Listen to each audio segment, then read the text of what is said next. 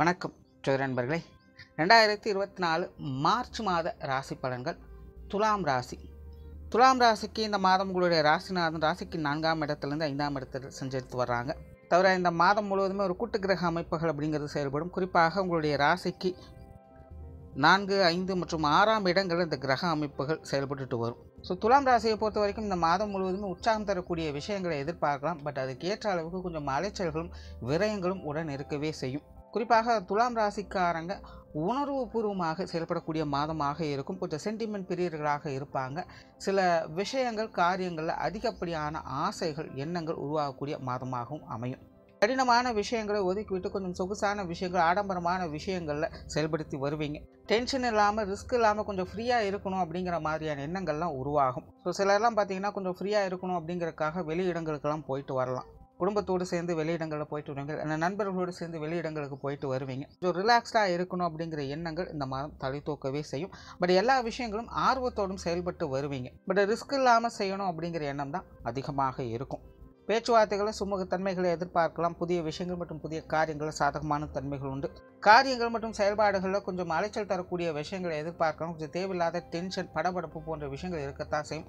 சில விஷயங்கள் காரியங்கள் கொஞ்சம் குழப்ப நிலையும் ஏற்படுத்த செய்யும். ஆகையினால் காரியங்கள் மற்றும் செயல்பாடுகளில் துலாம் ராசிக்காரங்க கொஞ்சம் சிந்தித்து நிதானத்தோடு செயல்பட்டு வருவதே நல்லது. தொழில் வேலை உத்தியோக ரீதியாக இந்த மாதம் துலாம் ராசிக்காரங்க ஒரு கலவையான மாற்றங்களையே பார்த்து வருவீங்க. குறிப்பாக சுயதொழில் செய்யக்கூடியவங்களுக்கு இந்த மாதம் கொஞ்சம் கவனத்தோடு இருப்பதே நல்லது. கூடுமான வரைக்கும் கொஞ்சம் புதிய விஷயங்கள் மற்றும் புதிய காரியங்களை தவிர்த்து வாங்க.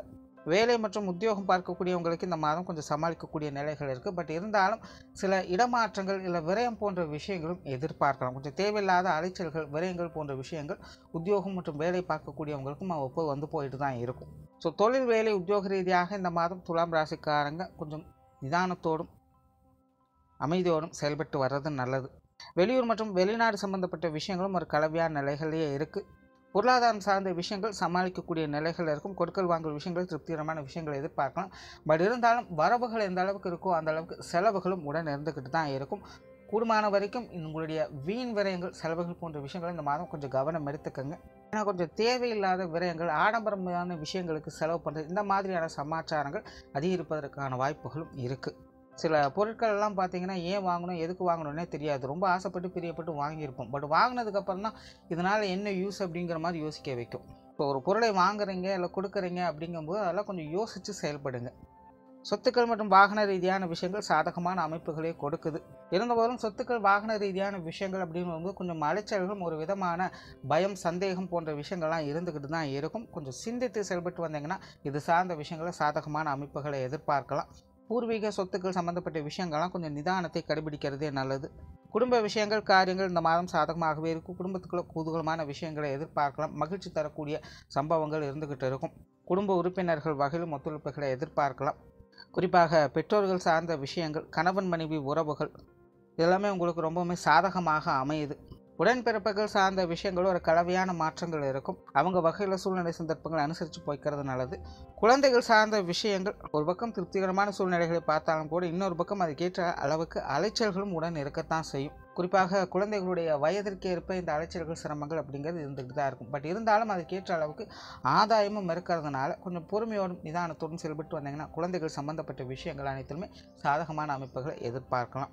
உற்றார் உறவினர்கள் நண்பர்கள் வகையில் ஒரு கலவையான மாற்றங்களே இருக்கும். இவங்க வகையிலும் கொஞ்சம் சூழ்நிலை சந்தர்ப்பங்களை அனுசரித்து போய்க்கிறது நல்லது. பொது விஷயங்கள் மற்றும் பொது காரியங்கள் உங்களுக்கு சாதகமான அமைப்புகள் உண்டு. வெளியிடங்கள் உங்களுக்கான மதிப்பு மரியாதைகள் அப்படிங்கிறது நல்லபடியாகவே இருக்கும். மாணவர்களுக்கு இந்த மாதம் கல்வி மற்றும் வித்தை சார்ந்த விஷயங்கள் சமாளிக்கக்கூடிய நிலைகள் இருக்குது.